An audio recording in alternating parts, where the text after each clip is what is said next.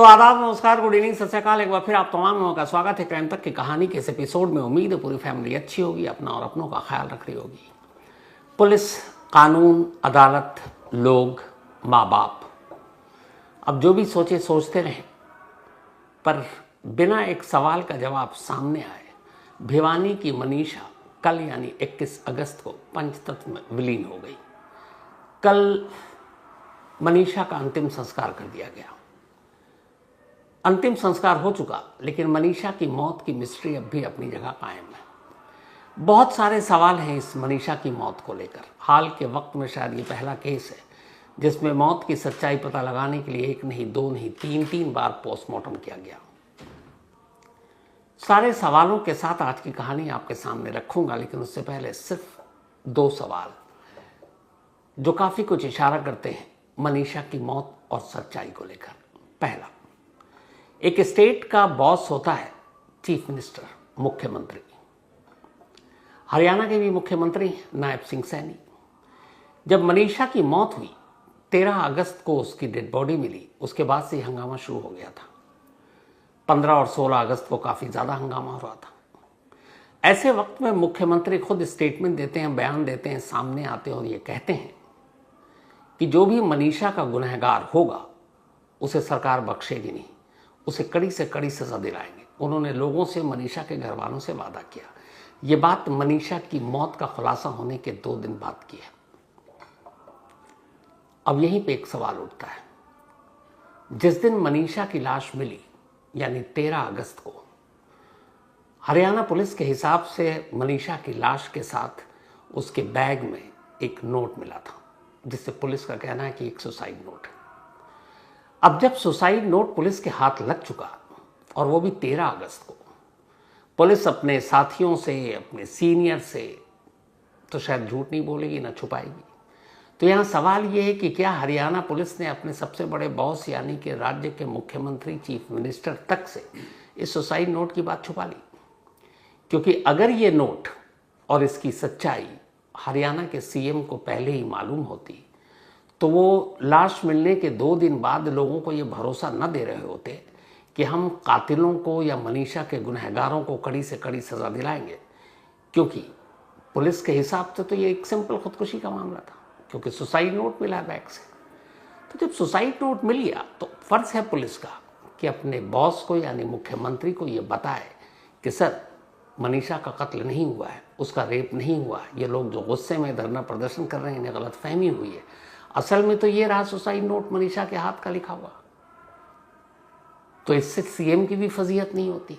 अब पुलिस ने उनसे ये बात छुपाई और सीएम अनजान, और वो जाकर कह रहे हैं कि भरोसा दे रहे हैं कि हम इंसाफ दिलाएंगे, हम गुनहगारों को बख्शेंगे नहीं। तो जब कोई गुनहगार ही नहीं था तो सीएम को बोलने की जरूरत क्या थी? और गुनहगार था तो फिर पुलिस को बताना चाहिए था कि सच्चाई कुछ और है। तो पहला शक तो ये है कि हरियाणा पुलिस, चलिए मीडिया और बाकी लोगों से छुपा लिया, क्योंकि जब ये सुसाइड नोट मनीषा का मिला बैग में 13 अगस्त को लाश के साथ, 5 दिन तक हरियाणा पुलिस ने इस नोट को छुपा कर रखा था। जब हंगामा बढ़ा, धरना प्रदर्शन हुआ, चक्का जाम हुआ जगह जगह, भिवानी से निकलकर दूसरे शहरों में, दूसरे इलाकों में, जब मनीषा की मौत के इंसाफ को लेकर लोग गुस्से में आए, तब अचानक 5 दिन बाद पुलिस जागती है और कहती है सॉरी, मैं तो भूल गया, उसके बैग से तो एक नोट भी मिला और आप लोग सब बकवास कर रहे हैं, बेवकूफ़ हैं, ये सब धरना प्रदर्शन बंद कीजिए। ये तो मनीषा की मौत एक सुसाइड मौत है और ये रहा वो सबूत। तो 5 दिन तक जो लेटर पुलिस दबा कर बैठी थी, 5 दिन बाद इस धरने प्रदर्शन लोगों के गुस्से के डर से सामने लेकर आई। और ये भी छोड़ दिए, डर से न लाए, कम से कम सीएम को तो बताना चाहिए ताकि सीएम इस तरह के बयान न दे सकते। तो यहीं से ये सवाल उठता है कि सुसाइड नोट की असलियत क्या है? क्या वाकई 13 तारीख को बॉडी के साथ ये मिली? और जो सुसाइड नोट मिला वो कह रहे हैं कि जो पन्ने पे लिखा हुआ है वो पन्ना एक स्कूली बच्चे की कॉपी का है। तो पहला सवाल, क्या पुलिस अपने सीएम से ऐसी बातें छुपाएगी? दूसरा, इससे भी बड़ा सवाल, जो नोट है जिसको बताया जा रहा है कि मनीषा का ये सुसाइड नोट है, उसमें कहीं पे भी एक लाइन ये नहीं लिखा हुआ है कि मैं मरने जा रही हूं या मैं जान देने जा रही हूं।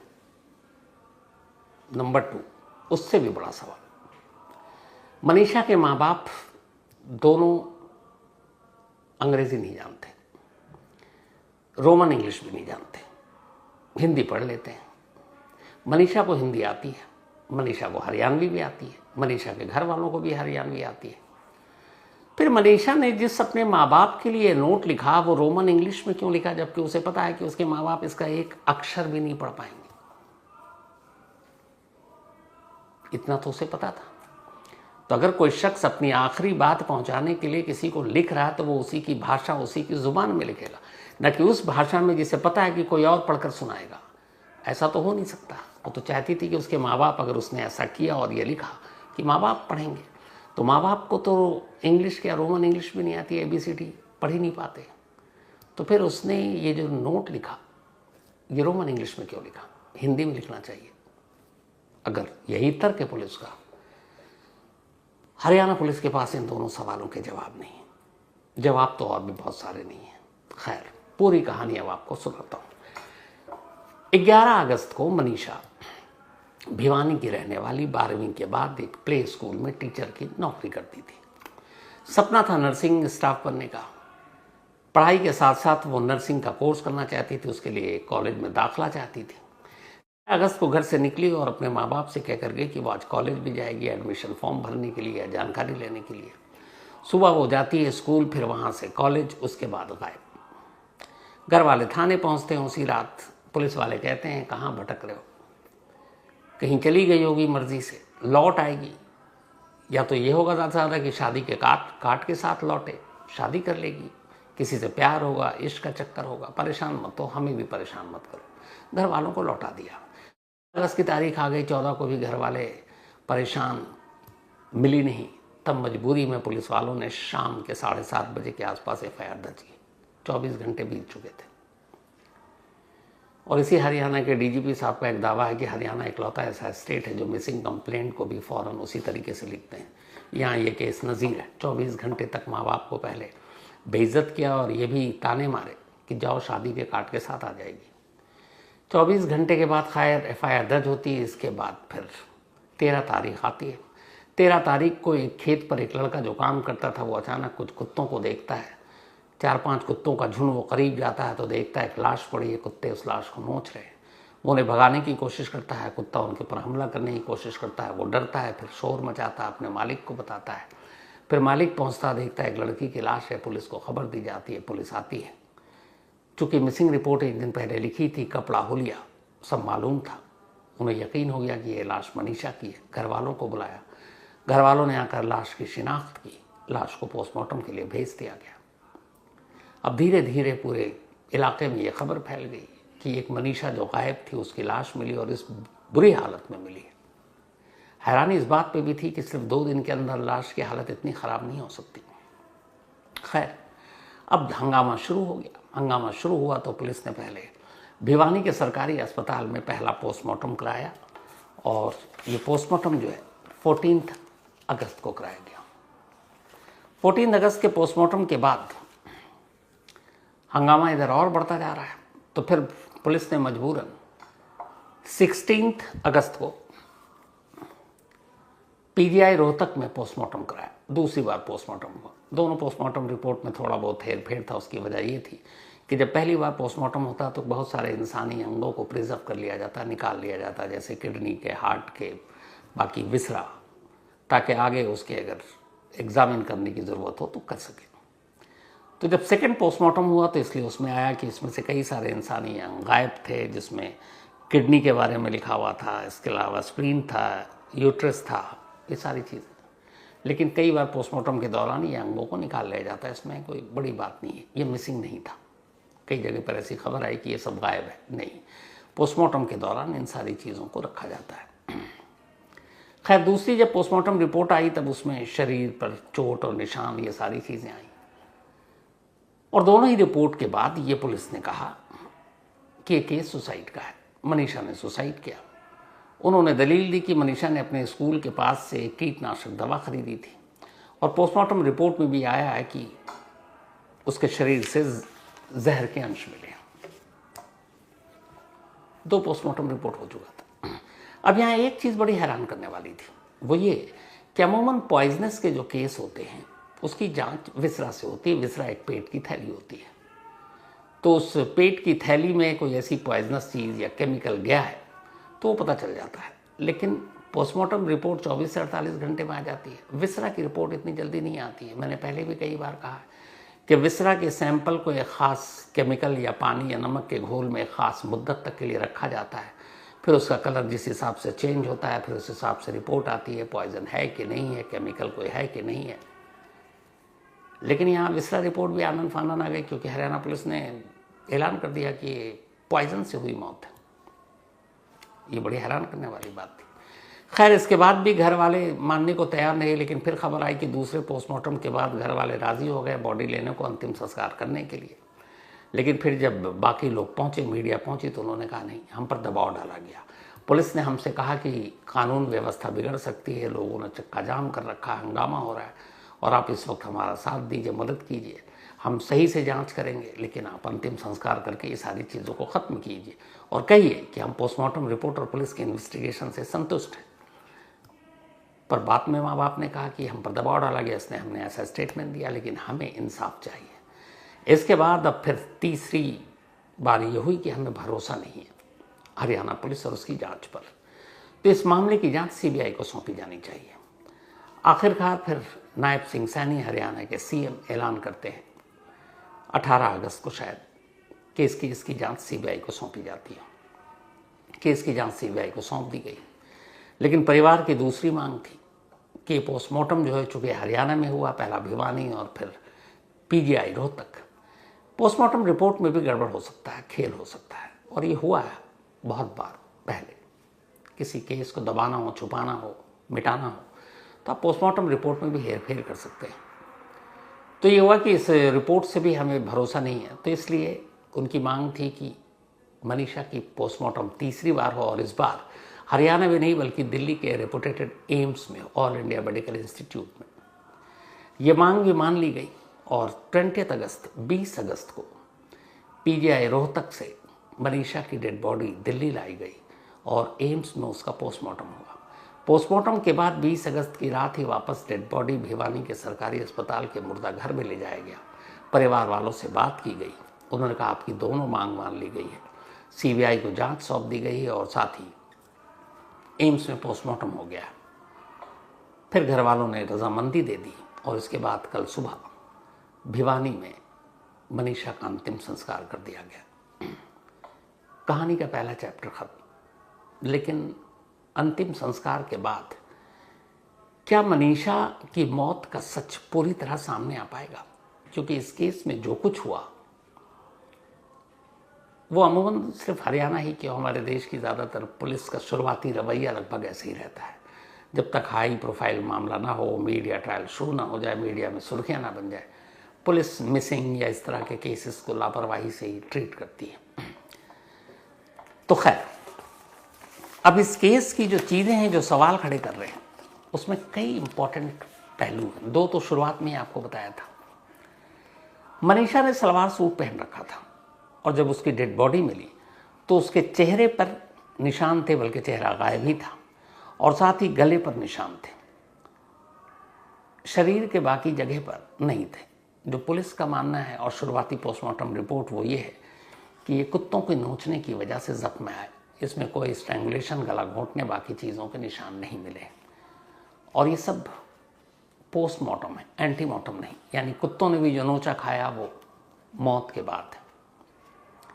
अब यहाँ सवाल ये है कि एक लाश पड़ी हुई है और कुत्तों ने सिर्फ चेहरा और गला नोचा, हाथ पैर बाकी जिस्म का सारा हिस्सा सलामत है, और चश्मदीद के हिसाब से 4-5 कुत्तों का झुंड था। डाउट तो होता है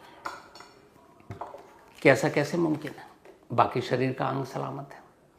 दूसरा, जिस जगह पे ये सारी चीज़ें हुई, बारिश भी हुई थी, लेकिन कुत्तों के पैरों के या बाकी निशान वहाँ से पुलिस को नहीं मिले। पुलिस ने बाद में जो कहा कि उसने कीटनाशक दवा खाकर अपनी जान दी, तो कोई दवा हाथ में तो लेके जाएगा नहीं, शीशी होगी। आसपास की तलाशी में वो शीशी बरामद ही नहीं हुई। कोई अगर अपनी मर्जी से मरने जा रहा तो उसका अगर बैग वहीं पे है तो मोबाइल भी मिलेगा। मोबाइल आज तक पुलिस को नहीं मिली। क्या मनीषा पहले कहीं मोबाइल फेंकेगी और फिर जान देने जाएगी? ये बेतुका सवाल है, हो नहीं सकता। जो नोट मिला सुसाइड, वो एक बच्चे की कॉपी पे लिखा हुआ था जैसा मैंने आपको बताया, और उसमें कहीं ये नहीं कि मैं मरने जा रही हूँ। और जो माँ बाप को भाषा समझ में नहीं है, उसी भाषा में उसने नोट लिखा है। ये अपने आप में एक सवाल है। इसके अलावा जब पुलिस को डेड बॉडी मिली पहले दिन 13 अगस्त, 14, 15, 16, 4 दिन पुलिस ने चुप्पी साध रखी थी। हंगामा हो रहा, पुलिस ने कहा हम जांच कर रहे हैं, सीएम तक को भी यही बता रहे हैं। सुसाइड नोट का कभी जिक्र नहीं किया। कम से कम पेरेंट्स को तो बता सकते थे, या पेरेंट्स को इंट्रोगेट कर सकते थे। एक क्राइम का जो बेसिक केस है, एक पुलिस केस को इन्वेस्टिगेट कर रही है और ये देख रही है कि उसको हर एंगल से जांच करना है, उसको रेप के एंगल से, मर्डर के एंगल से, सभी एंगल से, क्योंकि अच्छा पुलिस अफसर वही होता है। अब अगर उसके बैग से एक लेटर मिलता है तो पहली चीज़ क्या होगी? पहली चीज़ ये होगी कि हरियाणा पुलिस माँ बाप से अकेले में, और माँ बाप इस वक्त एकदम एक तरह से गुस्से में है और भीड़ भी हो रही है, तो पुलिस उनसे बात करेगी कि सुनिए, आपकी बेटी के बैग से एक नोट मिला है और उसमें ऐसी ऐसी बात है, वो मरने की बात लिख रही है, क्या कोई वजह थी, कुछ ऐसी बात हुई, कोई इश्क का मामला, कुछ और मामला, किसी चीज़ से दुखी थी। 13 अगस्त को सुसाइड नोट मिला और अगले 5 दिन तक पुलिस ने माँ बाप से इस नोट के बारे में एक बार भी पूछताछ नहीं की। किसी भी पुलिस अफसर, मैंने 2-3 पुलिस अफसर से बात की इस बारे में, उन्होंने हैरानी जताई कि हो ही नहीं सकता। एक केस की इन्वेस्टिगेशन में एक एक क्लू इंपॉर्टेंट होता है और ये नोट सबसे इंपॉर्टेंट था। इस पूरे हंगामे, धरना प्रदर्शन को रोकने का तो पुलिस के पास सबसे बड़ा हथियार था। माँ बाप को दिखाते और पूछते। पुलिस ने 5 दिन तक पूछने की जहमत नहीं उठाई। 18 तारीख को जब धरना प्रदर्शन बहुत बढ़ गया, तब पुलिस ये वाला लेटर लेकर आती है, कहती देखिए जी, ये कोई मर्डर नहीं है, कोई रेप नहीं है, ये तो ऐसे उसने खुद जान दी है। तो 5 दिन बाद पुलिस के इस अचानक नोट को सामने लेकर आना शक और सवाल पैदा करता है। और उससे भी बड़ा शक और सवाल ये कि 13 अगस्त को जब बॉडी मिली, 13 को ही उसके पेरेंट्स से पूछताछ होनी चाहिए थी, जो पुलिस ने 18 अगस्त तक नहीं की। अब क्यों नहीं किया ये पता नहीं। इसके बाद अब ये गायब थी मनीषा 11 अगस्त से। दोपहर को 3 बजे से लेकर 5 बजे तक इसका फ़ोन स्विच ऑफ था 11 अगस्त को, जिस दिन गायब हुई। लेकिन फिर 6:30 बजे दोबारा ऑन हो जाता है। अब ये ऑन ऑफ क्यों करेंगे? ऑन होने के बाद फिर थोड़ी देर बाद स्विच ऑफ हो जाता है। ये मैं 11 अगस्त की बात बता रहा हूँ। 3 से 5 फ़ोन स्विच ऑफ था दोपहर को, फिर 6:30 बजे ऑन हुआ, फिर स्विच ऑफ हो गया, फिर रात के 12 बजे फ़ोन ऑन होता है 11 अगस्त, जो 12 अगस्त में तब्दील होने जा रहा है, और फिर दोबारा ऑफ हो जाता है। और उसी वक्त एक फैमिली को कॉल आती है जिससे आवाज़ समझ में नहीं आती। अब सवाल ये है कि एक शख्स जो मरने जा रहा है वो बार बार मोबाइल स्विच ऑन ऑफ कैसे करेगा? या तो ये फिर किसी गलत हाथ में फ़ोन था, अब वो कोई भी हो सकता है। इस फ़ोन के लोकेशन से भी पुलिस बहुत कुछ पता कर सकती थी जब भी ऑन हुआ, टावर कौन सा था उसका, कहाँ पे। लेकिन और ये भी कि जब ये फ़ोन जिस वक्त एक्टिव था, ऑन था, तो वहाँ और कौन कौन से ऐसे नंबर एक्टिव थे, उन एक्टिव को भी नंबर जो थे ज़ीरो इन करके पुलिस पहुँच सकती थी ऐसे लोगों पर जो, अगर ये सारा मामला क्राइम का था। इसके अलावा जब घर वालों ने कहा कि वो कॉलेज गई थी नर्सिंग का फॉर्म भरने के लिए, और वहाँ जब पिता गए इनके, तो उन्होंने 2-3 लड़कों को शराब पीकर नशे में बैठते हुए देखा और उन्होंने उसके साथ ठीक से बात भी नहीं की। कॉलेज प्रशासन ने भी सीसीटीवी फुटेज नहीं दिखाया कि बेटी आई थी कि नहीं आई थी। फिर भी पुलिस ने सीसीटीवी फुटेज देखने की जहमत नहीं उठाई और न ही कॉलेज वालों के सामने कुछ कहा। ये एक एक कर सारी चीज़ें इस पुलिस की सारी थ्योरी पर सवाल उठाती हैं। खैर, कमाल देखिए, ये तो नीचे के पुलिस वाले हो गए। हरियाणा के डीजीपी यानी हरियाणा पुलिस के बॉस, सबसे बड़े पुलिस अफसर शत्रुजीत कपूर जी, ये डायरेक्टर जनरल ऑफ पुलिस हैं हरियाणा के। अब जब ये सब मामला बढ़ा, इतना हंगामा हो रहा है, इन्होंने एक प्रेस कॉन्फ्रेंस की और इस प्रेस कॉन्फ्रेंस में सारे रिपोर्टर बैठे हुए थे कि सवालों के जवाब चाहिए। डीजीपी साहब के जवाबों से आपको बहुत सारे सवाल और निकल के सामने आएंगे और आपको समझने का मौका मिलेगा। डीजीपी साहब से पूछा गया कि बताइए कि अगर ये एक आम केस था, एक सुसाइड का केस था, तो 3-3 बार आपने पोस्टमार्टम क्यों कराया? उनका जवाब था, ये हमने सिर्फ फैमिली को संतुष्ट करने के लिए कराया। क्या एक सीनियर पुलिस अफसर या ऐसे इन्वेस्टिगेशन के केस में किसी को खुश और नाखुश करने के लिए बार बार पोस्टमार्टम कराएगा? अगर उसके पास सॉलिड दलील है, प्रूफ है, एविडेंस है, तो सीधा सीधे पेरेंट्स को दिखाएगा और कहेगा कि देखिए ये सच्चाई है। लेकिन इनका सीधा सा जवाब था कि हमने पहला 2 पोस्टमार्टम ठीक था। जो भिवानी और पीजीआई रोहतक के डॉक्टर हैं, उनकी काबिलियत पर भी हम उंगली नहीं उठा रहे, ना सवाल उठा रहे, लेकिन घर वालों की बात थी तो हमने इजाज़त दे दी और उनकी मांग थी। इस देश में ऐसे कितने केस हैं जिसमें 3 पोस्टमार्टम हुआ? सुशांत सिंह राजपूत के मामले में भी 2 ही बार हुआ, एक वहां और एक फिर दिल्ली के एम्स में। जनरली होता नहीं है, लेकिन यहां हुआ। साथ ही उन्होंने कहा कि हम ट्रांसपेरेंसी चाहते थे, इसलिए हमने 3 बार पोस्टमार्टम कराया। अगर ट्रांसपेरेंसी ही चाहते थे तो फिर 13 अगस्त को जब बॉडी मिली थी तब सुसाइड नोट की सच्चाई सामने लोगों के क्यों नहीं लाए? उसे क्यों दबा लिया? किस लिए दबाया 5 दिन तक? और 5 दिन के बाद जब हंगामा हुआ था, अब अचानक ये लेकर आते हैं। और उसमें भी ये समझ में नहीं आया कि उसकी फोटोकॉपी क्यों सामने दी गई, ओरिजिनल कहाँ है? अगर इतना पुलिस पे प्रेशर है और सब कुछ है, प्रेस कॉन्फ्रेंस में वो ओरिजिनल दिखा देते, कैमरे में रिकॉर्ड हो जाता। ओरिजिनल आज तक किसी को नहीं दिखाया गया। वो एक बच्चे की कॉपी के एक फोटो स्टेट उसमें दिखाया गया है, और जिसमें कहीं ये लिखा कि हम बनने जा रहे हैं। अब ये था कि मीडिया को आप लोगों ने कहा जो आवाज़ उठाएगा उसके ऊपर कानूनी कार्रवाई करेंगे। उन्होंने कहा कि इस मौत के बाद जो धरने प्रदर्शन हुआ उसमें बहुत सारे लोग ऐसे थे जो भ्रामक तथ्य और फैक्ट्स को फैला रहे थे, और इसीलिए हमें ये कदम उठाना पड़ा। ऐसे तो हर केस में होता है। तो कोई पुलिस कभी धमकाती है कि नहीं भाई ऐसे करोगे तो हम ये कर देंगे, इस तरह की स्टोरी चलाओगे? स्टोरी लाइन क्या होगी, क्या नहीं होगी, ये पुलिस तय नहीं कर सकती ना, ये तो मीडिया का काम है। और मीडिया में भी ये है कि अगर कोई गलत खबर चला रहा तो ये उसकी अपनी इमेज खराब होगी, लोग उस पर ट्रस्ट नहीं करेंगे। तो वो भी अपनी इमेज को दांव पर लगाकर वो सब कुछ कर रहा है। लेकिन जिस तरह मीडिया पुलिस को नहीं बता सकती कि आप कैसे इन्वेस्टिगेशन करें, वैसी तरह से पुलिस मीडिया को नहीं बता सकती कि आप कौन सी स्टोरी किस लाइन पर, किस एंगल पर चलाएं। अब उनसे पूछा गया कि अगर सब कुछ सही था तो आपने फिर पुलिस वालों को सस्पेंड किया, ट्रांसफर क्यों किया? क्योंकि एक एसपी साहब को हटाया गया, थाना इंचार्ज को हटाया गया, बाकी कुछ पुलिस वालों को हटाया गया। उनका जवाब था, इस पर भी देखिए आप, गलती कहीं नहीं मानी। उन्होंने कहा दबाव था, हटाया गया, और ये पुलिस वाले फिर अपनी सफाई में आकर अपना पक्ष रखेंगे तो इनको दोबारा बहाल भी किया जा सकता है। कहीं ये नहीं माना कि इन्होंने कोई कोताही बरती। उल्टे ये कह रहे हैं कि जब कॉल आया और ये लोग गए तो उनसे बहुत अच्छे तरीके से पुलिस वाले पेश आए। उदाहरण आपके सामने है डीजीपी साहब। 11 अगस्त को मनीषा गायब होती है और 12 अगस्त की शाम को एफआईआर दर्ज। ये 24 घंटे सबसे कीमती थे।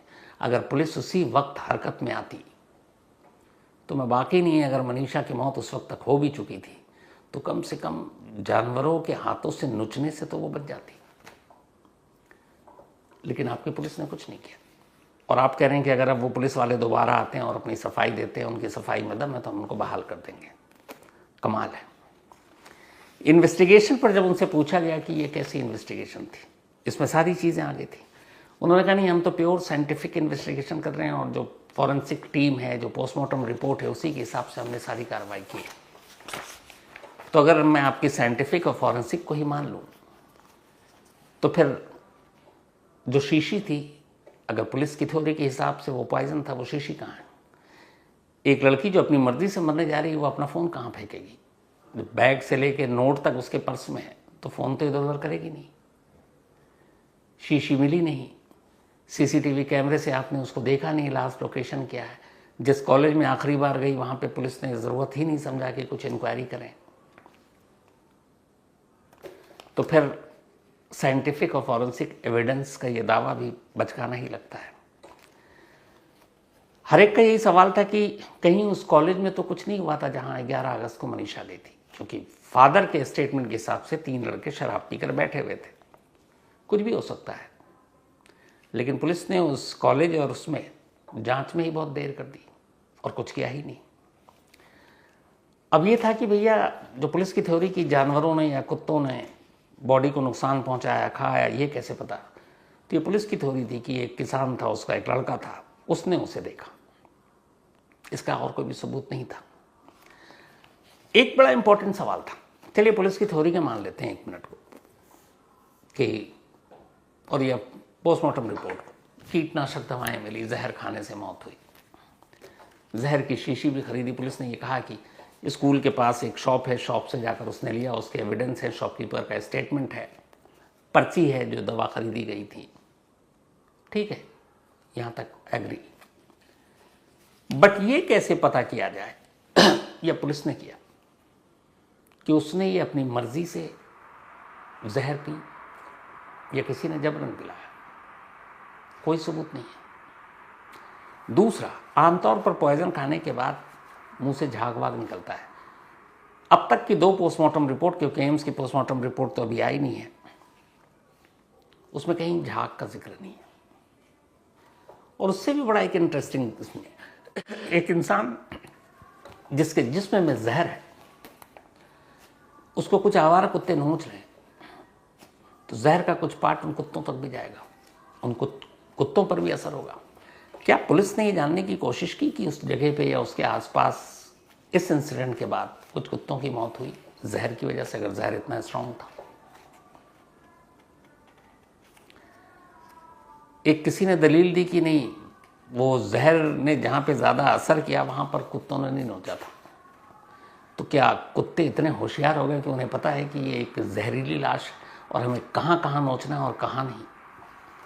फिर तो वो कुत्ते नहीं इंसान हो जाएंगे, वो भी चालाक।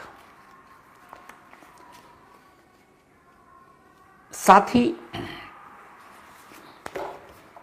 इस पूरे इंसिडेंट में पुलिस ने मनीषा की मौत को लेकर जो सवाल लोगों ने उठाए, जख्मों को लेकर, खुद पोस्टमार्टम रिपोर्ट ने कई जगह कंफ्यूजन पैदा कर दिया।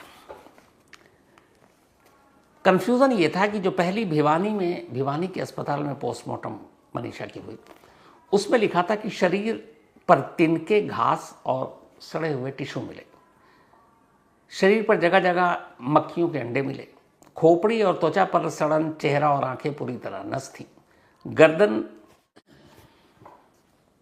का काफी हिस्सा खराब हो चुका था, साथ ही पेट फूला हुआ था, यूट्रस और रेक्टम बाहर निकला हुआ था। जो PGIMS रोहतक में पोस्टमार्टम हुआ, उसमें था कि शरीर मिट्टी और घास से ढका हुआ था, बदबू आ रही थी, सिर पर 35-40 सेंटीमीटर लंबे काले बाल जटिल अवस्था में थे, चेहरा, नाक, कान और आंखें धसी हुई और सड़ी हुई थी। जबकि भिवानी वालों में आंखें गायब ही थी। अब भिवानी में पहली बार पोस्टमार्टम हुआ, ये याद रखिएगा। अगर ये PGI रोहतक कहती तो हो सकता था कि चलो जी पोस्टमार्टम के दौरान निकालने, हालांकि किसी टेस्ट के लिए आंखें पोस्टमार्टम के दौरान नहीं निकाली जाती जब तक कि आप नेत्र दान ना कर रहे हो,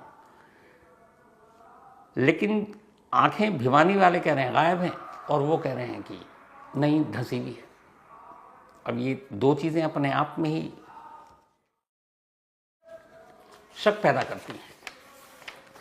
तो पोस्टमार्टम रिपोर्ट में जख्म, पोस्टमार्टम रिपोर्ट में शरीर के अंग, इन सब को लेकर थोड़े बहुत अंतर थे, और इसीलिए इस पोस्टमार्टम रिपोर्ट को मनीषा के फैमिली के लोग और वहाँ जो बाकी धरना आदर्शन मूवमेंट चला रहे थे, उन्होंने बारीकी से एक्सपर्ट से पूछा और उन्होंने शक जताया कि दोनों पोस्टमार्टम रिपोर्ट में कुछ गड़बड़ी है।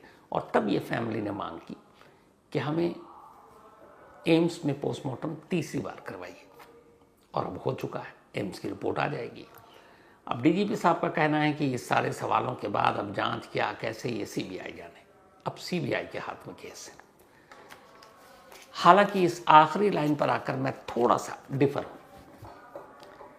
मुझे लगता है कि एक स्टेट पुलिस, चाहे वो हरियाणा हो, दिल्ली हो, यूपी हो, कोई भी हो, बिहार पुलिस, वहाँ के अलग अलग डिपार्टमेंट, CID हो, क्राइम ब्रांच हो, CBCID हो, स्पेशल सेल हो,